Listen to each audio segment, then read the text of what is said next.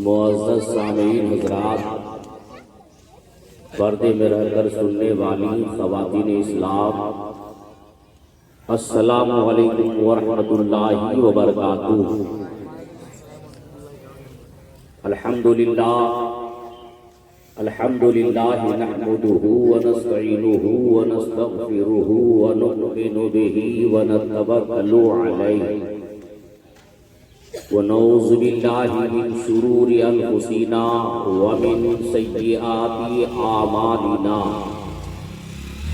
من یہدہ اللہ فلا مضل لہ ومن یضللہ فلا ہادی لہ، ونشہد ان لا الہ الا اللہ وحدہ لا شریک لہ، ونشہد ان محمدا عبدہ ورسولہ، اما بعد فاعوذ باللہ من الشیطان الرجیم، بسم اللہ الرحمن الرحیم۔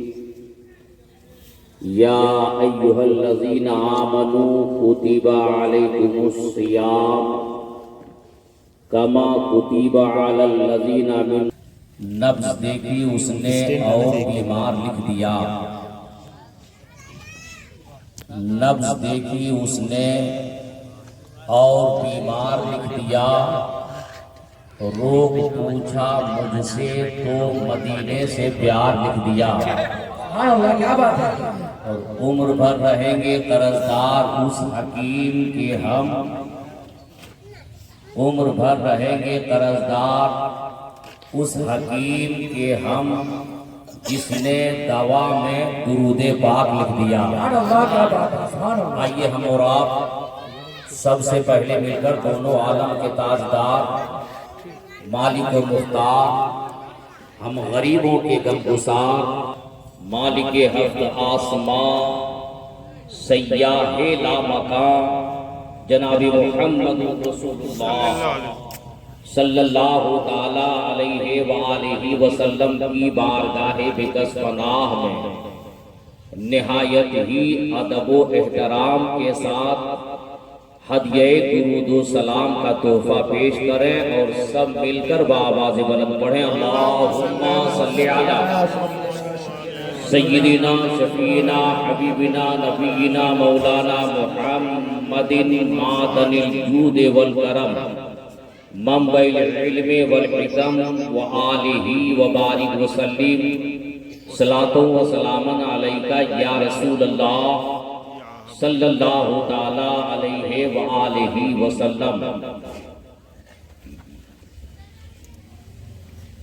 عزیزان ملت اسلامیہ،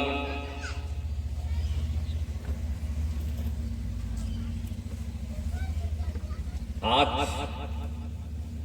ہماری اور آپ سبوں کی مشترکہ خوش نصیبی ہے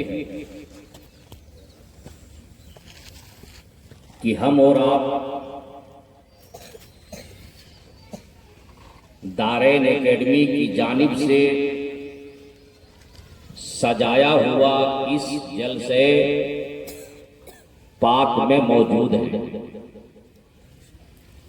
رب قدیر کی بارگاہ میں سب سے پہلے میں دعا کرتا ہوں کہ رب تبارک و تعالی اس جلسے پاک کو اپنی بارگاہ میں قبول فرما لے، اور ساتھ ہی ساتھ رب قدیر کی بارگاہ میں یہ بھی دعا کرتا ہوں کہ رب تبارک و تعالی ہم سبوں کی حاضری کو بھی قبول فرما لے۔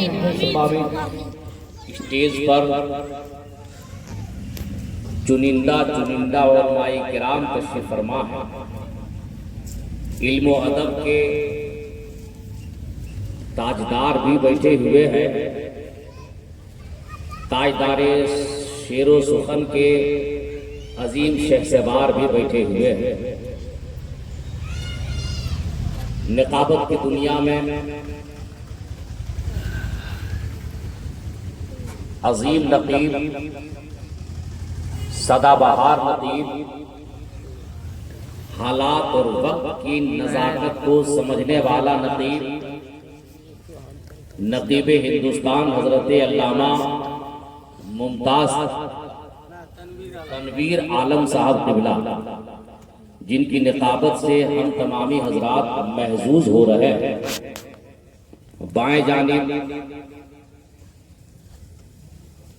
دنیائے شعر و ادب کا ایک عظیم کوہ ہمالہ، جسے ہم اور آپ شاعر اسلام، شاہکار ترنم حضرت تابش رضا بکاروی کے نام سے جانتے اور پہچانتے ہیں۔ اسٹیج پر وہ بھی موجود ہے اور بہت جلد رونق اسٹیج ہونے والی وہ ذات جسے سننے کے لیے بھی اور دیکھنے کے لیے بھی پورا ہندوستان ترستا رہتا ہے، وہ ذات بہت ہی جلد اسٹیج پر جلوہ گر ہونے والی ہے۔ میری مراد خطیب اہل سنت، خطیب ہندوستان حضرت علامہ و مولانا مفتی محبوب عالم صاحب قبلہ مدد ذلہ العالی والنورانی، جو ہزاری باغ سے چل کر ہمارے اور آپ کے بیچ تشریف لا چکے ہیں۔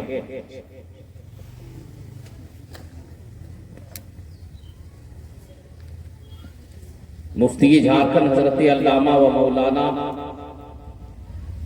شاہ مفتی عبد المالک صاحب قبلہ مدد ذلہ العالی،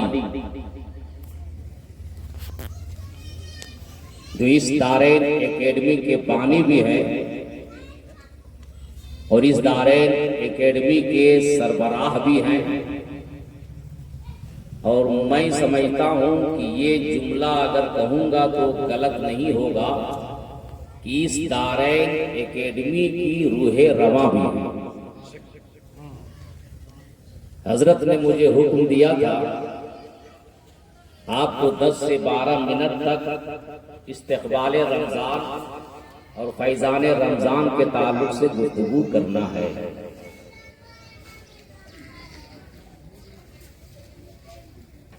میں نے حضرت کی باتوں کو لبیک کہتا ہوا رمضان کے تعلق سے ہی آیت کریمہ کی تلاوت کرنے کا شرف حاصل کیا ہے، چونکہ جتنے خطیب اور جتنے مقررین آج مدعو ہیں سب کو عنوان دے دیا گیا اور سب کو موضوع دے دیا گیا۔ بہرکیف ایک مطلع 2 شعر آپ کے گوش گزار کر کے اپنی گفتگو کو میں آگے بڑھاؤں۔ اس سے قبل آپ تمامی حضرات کے جذبات و احساسات کا مظاہرہ میں کرنا چاہتا ہوں، وہ اس طرح سے کہ ایک مرتبہ سارے حضرات بولیں سبحان اللہ۔ سماعت فرمائیے کہ نہ پوچھو کہ مجھ سے ملتا ہے کیا مدینے میں، نہ پوچھو کہ مجھ سے ملتا ہے کیا مدینے میں، حضور کرتے ہیں جنت عطا مدینے میں، اور نبی حسین ہیں خیرات حسن دیتے ہیں، نبی حسین ہیں خیرات حسن دیتے ہیں، کہ چاند دیکھ کر شرما گیا مدینے میں، چاند دیکھ کر شرما گیا مدینے میں۔ اور یہ بڑا چکتا ہوا شعر ہے، سماعت فرمائیں کہ عرب میں شور تھا آیا نبی کا دیوانہ، عرب میں شور تھا آیا نبی کا دیوانہ، گیا جو ہند سے احمد رضا مدینے میں۔ نعرے تکبیر، نعرے رسالت، مسلک اعلی حضرت علماء کرام، نعرے تکبیر، نعرے رسالت۔ گیا جو ہند سے احمد رضا مدینے میں، دارین اکیڈمی میں پہلی مرتبہ میری حاضری ہوئی ہے۔ یہاں کے تمام طلباء تمام اسٹوڈنٹس اور تمام اساتذہ، جن جن لوگوں سے میری ملاقات ہوئی، دیکھنے کے بعد اور ملاقات کے بعد مجھے ایسا محسوس ہوا کہ جب یہاں کے طلباء کا اخلاق ایسا ہے اور یہاں کے مدرسین ٹیچر کا اخلاق اتنا عمدہ ہے، تو ان طلباء کے اندر اور اساتذہ کے اندر، بالخصوص سربراہ اعلیٰ صاحب کے اندر، اللہ تبارک و تعالیٰ کا کرم کتنا ہوگا کہ جب اخلاق اتنا عمدہ ہے اور اخلاق اتنا عمدہ یہ دارین اکیڈمی ان طلباء کو دے رہا ہے، تو علم کا کیا عالم ہوگا، علم کتنا دے رہا ہوگا، کس طرح سے دے رہا ہوگا، کس کیفیت سے دے رہا ہوگا۔ اخلاق ہی بتا رہا ہے کہ اخلاق اچھا ہے تو اس سے کہیں بہتر ان طلباء کا علم ہوگا، اساتذہ کرام کا علم ہوگا۔ حضرات گرامی، ایک ٹکڑا سنا کر کے میں آگے گزروں۔ یہ طلباء، جس طلباء کو آپ دیکھ رہے ہیں، دارین اکیڈمی کے یہ پروڈکٹ جو آپ کی نگاہوں کے سامنے میں ہے، جن کو آپ اپنے ماتھے کی نگاہ سے ملاحظہ کر رہے ہیں، چہرہ دیکھیے کتنا لاجواب ہے، لباس دیکھیے کتنا لاجواب ہے، ان بچوں کی مسکراہٹ دیکھیے کتنا لاجواب ہے۔ ایسا محسوس ہوتا ہے کہ یہ بچے کسی اور جگہ کے پھول نہیں ہیں، باغ کے پھول نہیں ہیں، باغیچہ کے پھول نہیں ہیں، گلستان کے پھول نہیں ہیں۔ ان بچوں کی مسکراہٹوں کو دیکھنے کے بعد مجھے ایسا محسوس ہوتا ہے کہ گل و گلزار کے یہ بچے پھول نہیں ہیں، بلکہ یہ سارے کے سارے بچے مدینہ طیبہ کے پھول ہیں۔ مصطفیٰ جان رحمت صلی اللہ تعالیٰ علیہ وآلہ وسلم کے باغ کے یہ سارے بچے پھول ہیں، جو لہراتے ہوئے بھی نظر آ رہے ہیں، کھلتے ہوئے بھی نظر آ رہے ہیں، مسکراتے ہوئے بھی نظر آ رہے ہیں۔ ایسے ہی سنیے، یہ مدرسہ کے طلباء جن کو دیکھنے کے بعد واقعی ایسا محسوس ہو رہا ہے کہ سلیقہ اگر سیکھنا ہو، طریقہ اگر سیکھنا ہو تو اسکول اور کالج کے بچوں سے مت سیکھیے، طریقہ اگر سیکھنا ہو تو دارین اکیڈمی کے بچوں سے سیکھیے، سلیقہ سیکھنا ہو تو یہاں کے بچوں سے سیکھیے۔ یہ سارے بچے آپ کو بتا رہے ہیں آج، یہ سارے بچے آپ کو بتا رہے ہیں آج کہ آج دارین اکیڈمی کے ماتحت یہ جو جلسہ ہو رہا ہے، اور اس جلسے میں یہ تمام بچے جو نظر آ رہے ہیں، مسلمانوں آج آپ بھی اپنے گھر سے چل کر کے آئے ہو، علماء بھی اپنے اپنے مسکن سے چل کر کے آئے ہیں، اپنے اپنے دیار سے چل کر کے آئے ہیں۔ سب کا آنا اور ہے، ان بچوں کا یہاں پر آنا اور ہے، سب کا آنا الگ ہے، ان بچوں کا یہاں پر آنا الگ ہے۔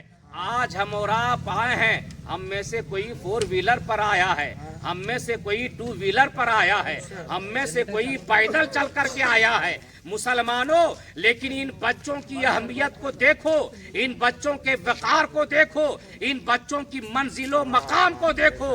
ان بچوں کے منزل و مقام کا عالم تو یہ ہے کہ آج ہم اور آپ 2 ویلر اور 4 ویلر سے سفر کرتے ہیں، لیکن ان بچوں کا مقام یہ ہے کہ یہ بچے اگر دارین اکیڈمی سے باہر نکلتے ہیں تو جیسے ہی ان بچوں کا قدم باہر نکلتا ہے، اللہ کے فرشتے ان بچوں کے قدموں کے نیچے اپنے پروں کو بچھا دیتے ہیں۔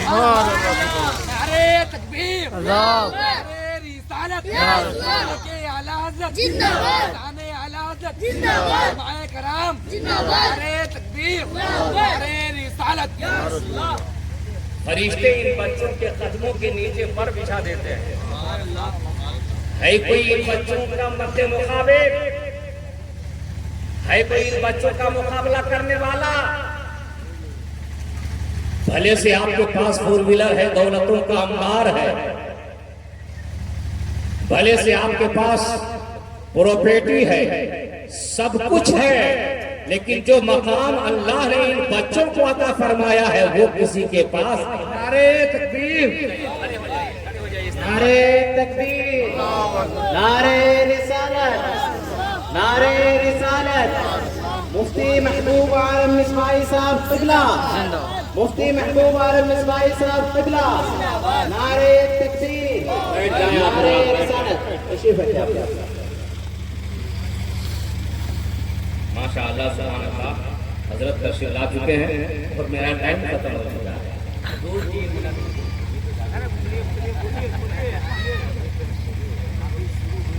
سماعت فرمائیے۔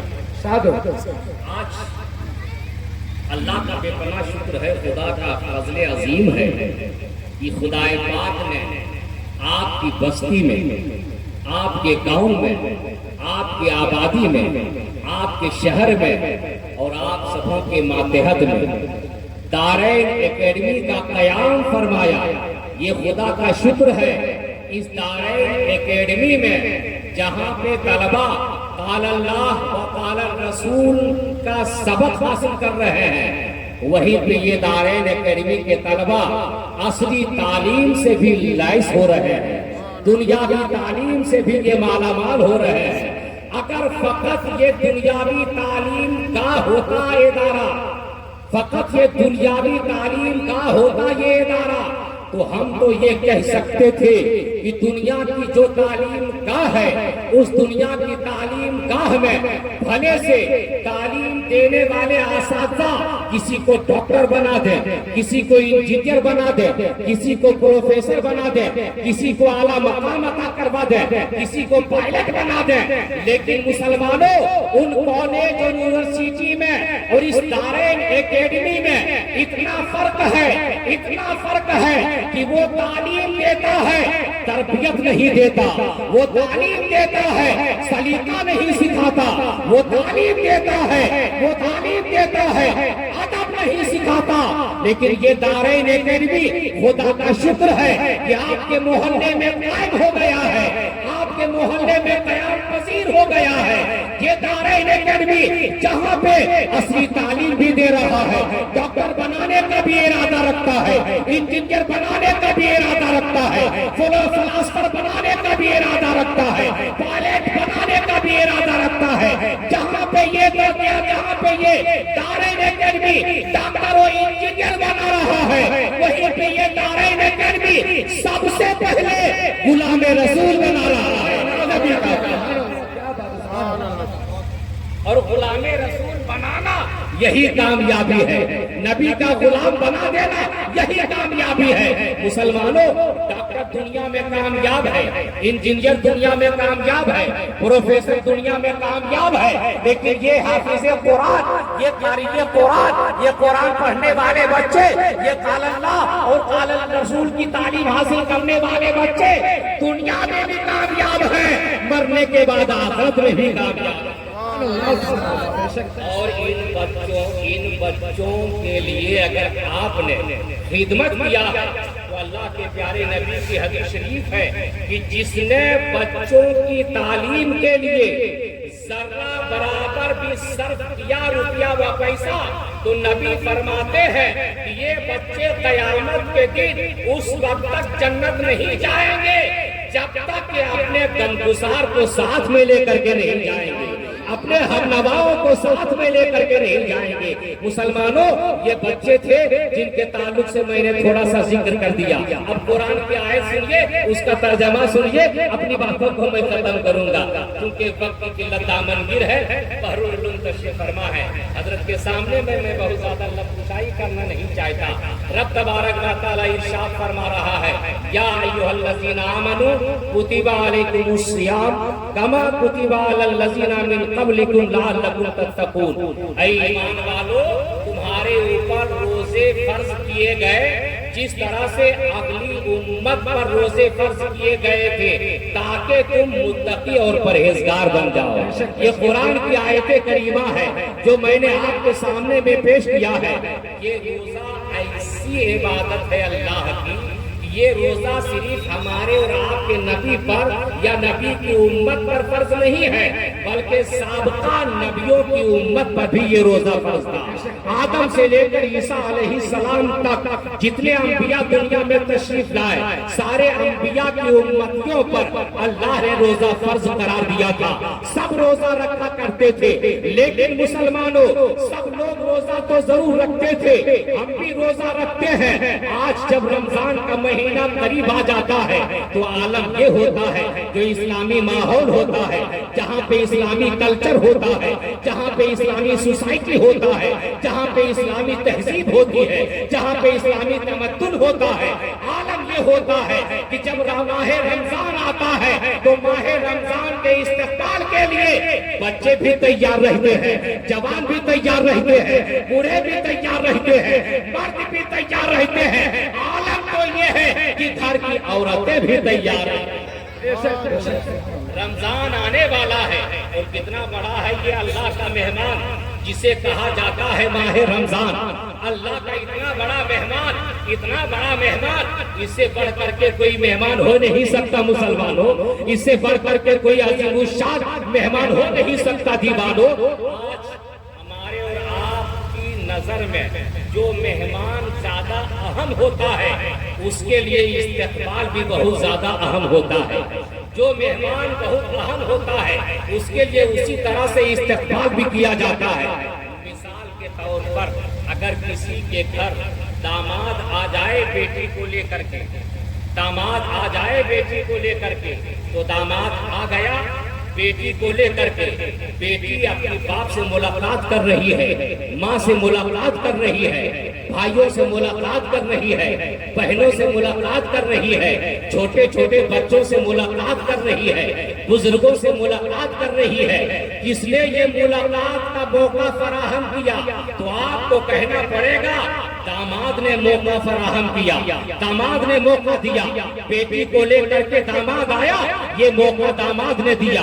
گویا کہ داماد کے لیے آپ طرح طرح کا انتظام کرتے ہیں، یہ میرے لیے بہت بڑا مہمان ہے، یہ میرے لیے بڑا عظیم مہمان ہے، یہ میرے لیے سب سے بڑا مہمان ہے۔ اور ہوتا بھی یہی ہے مسلمانوں کہ آج داماد جتنا بڑا مہمان ہوتا ہے اس کے سامنے میں کوئی اتنا بڑا مہمان نہیں ہوتا۔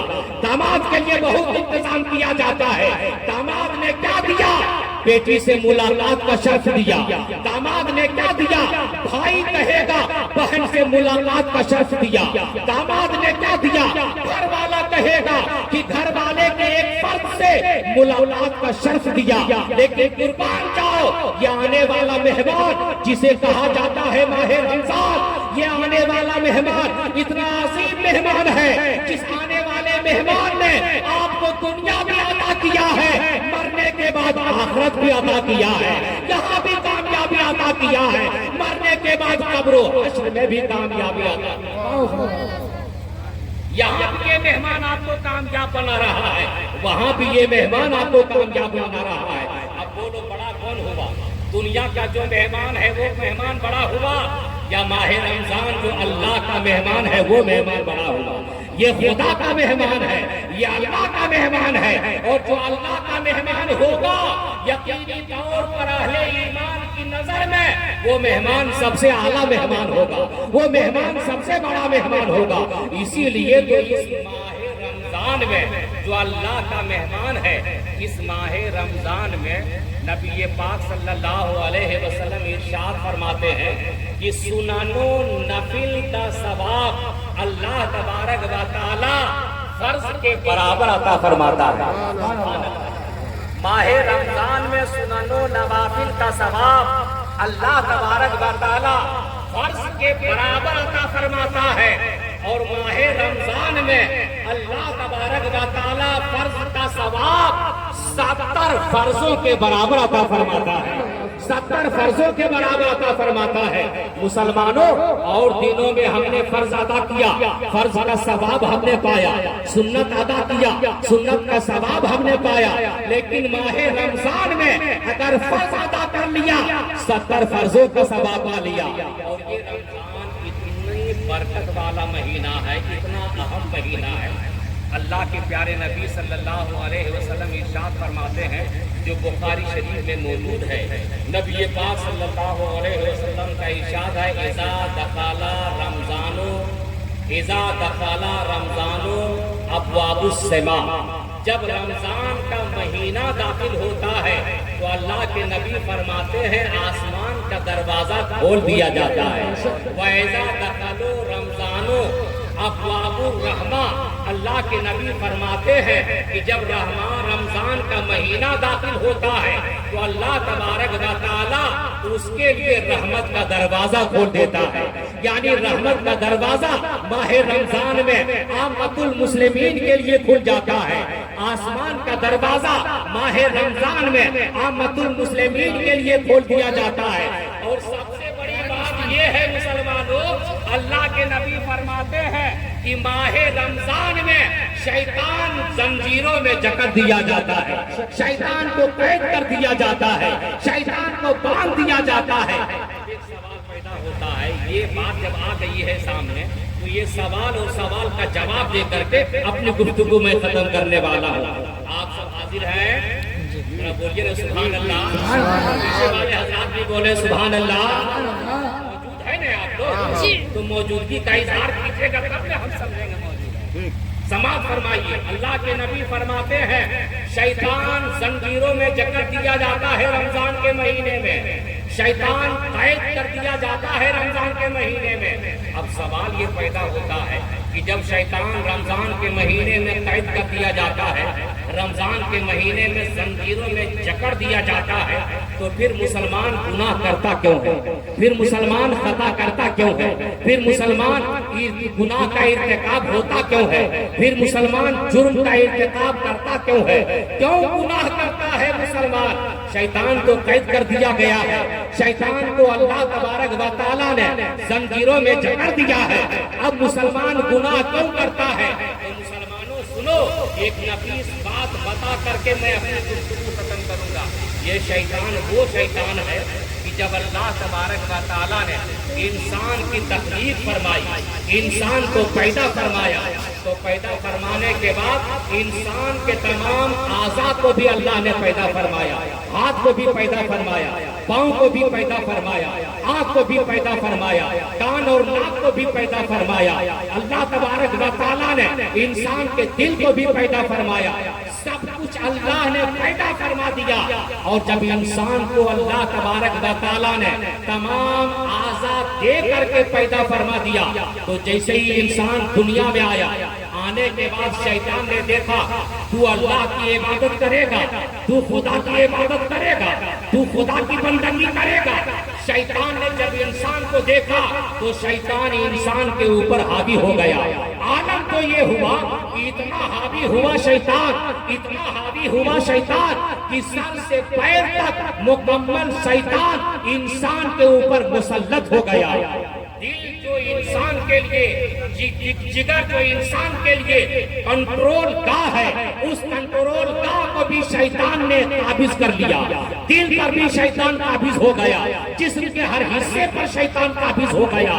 جب جسم کے ہر حصے پر شیطان قابض ہو گیا، دل پر بھی شیطان قابض ہو گیا، تو اللہ تبارک و تعالیٰ نے دیکھا کہ شیطان انسان کے دل پر بھی قابض ہو گیا ہے، شیطان انسان کے جسم پر بھی قابض ہو گیا ہے۔ تب اللہ تبارک و تعالیٰ نے ایک چیز کو پیدا فرمایا جو سب کے اخیر میں پیدا فرمایا، سب کے بعد میں انسان کے اندر پیدا فرمایا۔ مسلمانوں آپ حیرت کر رہے ہوں گے وہ چیز کون سی ہے جس کو اللہ تبارک و تعالیٰ نے سب کے اخیر میں پیدا فرمایا، سب کے بعد میں پیدا فرمایا؟ ہاتھ پہلے پیدا کیا، پاؤں پہلے پیدا کیا، آنکھ پہلے پیدا کیا، ناک پہلے پیدا کیا، کان پہلے پیدا کیا، جسم میں دل پہلے پیدا کیا، سب کچھ اللہ نے پہلے پیدا کیا۔ کون سی ایسی چیز ہے جب سب کے اوپر شیطان مسلط ہو گیا تب اس چیز کو اللہ نے بعد میں پیدا فرمایا؟ سوال یہ پیدا ہوتا ہے کہ وہ چیز ہے کیا؟ وہ کون سی چیز ہے جس کو اللہ نے بعد میں پیدا فرمایا؟ تو اٹھاؤ حدیث پاک، سرکار دو عالم، رحمت عالم، نور مجسم، فخر بنی آدم، تاجدار عرب و عجم، حضور احمد مجتبی محمد مصطفیٰ صلی اللہ علیہ وآلہ وسلم نے ارشاد فرمایا کہ اللہ تبارک و تعالیٰ نے جسم کے ہر حصہ کو پیدا فرمانے کے بعد جب دیکھا خدا نے کہ انسان کے اوپر شیطان مسلط ہو گیا ہے اور سب کو اپنے قبضے میں لے لیا ہے، تب اللہ تبارک و تعالیٰ نے بعد میں انسان کے لیے عقل کو پیدا فرما دیا، انسان کا دماغ پیدا فرما دیا۔ مسلمانوں، علماء کرام یہاں پہ بیٹھے ہوئے ہیں، بڑی ذمہ داری کے ساتھ میں بول رہا ہوں، اللہ نے سب کچھ پہلے پیدا کیا لیکن عقل کو اللہ نے بعد میں پیدا کیا، دماغ کو اللہ نے بعد میں پیدا کیا، شعور کو اللہ نے بعد میں پیدا کیا۔ ایسا کیوں اللہ نے کیا؟ اس لیے اللہ نے ایسا کیا کہ انسان عقل کے ذریعے اچھائی کی بھی تمیز کر سکتا ہے، انسان عقل کے ذریعے برائی کی بھی تمیز کر سکتا ہے۔ یہ دو راستے ہیں زندگی میں، ایک راستہ شیطان کی طرف جاتا ہے اور ایک راستہ اللہ کی طرف جاتا ہے، رحمان کی طرف جاتا ہے۔ کے اختیار میں ہے کہ وہ شیطان والا راستہ اختیار کرے یا رحمان والا راستہ اختیار کرے۔ اگر ماہ رمضان آنے کے بعد اگر کوئی روزہ رکھتا ہے تو گویا کہ وہ رحمان کا راستہ اختیار کرتا ہے، اور رمضان آنے کے بعد اگر کوئی روزہ نہیں رکھتا ہے تو گویا کہ وہ شیطان کا راستہ اختیار کرتا ہے۔ اب آپ کے قبضے میں ہے، چاہے جو راستہ آپ اختیار کر لیجئے۔ دیکھیے مفتی جھارکھنڈ حضرت علامہ و مولانا الشاہ مفتی عبد المالک صاحب قبلہ تشریف لا رہے ہیں، کھڑے ہو جائیے اور حضرت کا استقبال کیجیے۔ وما علینا الا البلاغ۔ السلام علیکم۔ مفتی رضا اللہ نقشبندی صاحب قبلہ، مفتی رضا اللہ نقشبندی صاحب قبلہ، مفتی عبد المالک مصباحی صاحب قبلہ، علماء کرام، شعراء اعظام، نعرہ اکیڈمی، نعرہ تکبیر، نعرہ رسالت۔